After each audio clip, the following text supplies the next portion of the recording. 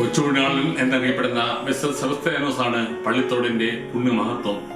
18ാം നൂറ്റാണ്ടിന്റെ ഉത്തരാർദ്ധത്തിലാണ് തീരപ്രദേശത്തെ പള്ളിത്തോട്ടിൽ സെബസ്ത്യാനോസിന്റെ പേരിൽ ആദ്യ കുരിശുവര സ്ഥാപിക്കപ്പെട്ടത്. 1829 അർത്തുകളിൽ നിന്നും കൊച്ചുപുണ്യാളന്റെ 1.5 അടി മാത്രമുള്ള അത്ഭുത രൂപം കുരിശുവരയിലേക്ക് കൊണ്ടുവരപ്പെട്ടു.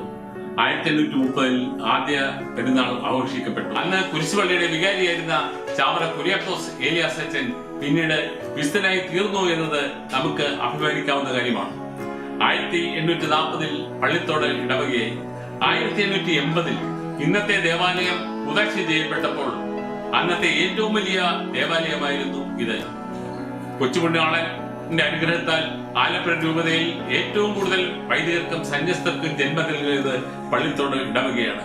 പള്ളിത്തോടിന്റെ സർവ്വ ഐശ്വര്യങ്ങൾക്കും നിദാനമായ കൊച്ചുപുണ്യാളന്റെ മുമ്പിൽ ഈ ആൽബം സമർപ്പിക്കുന്നു.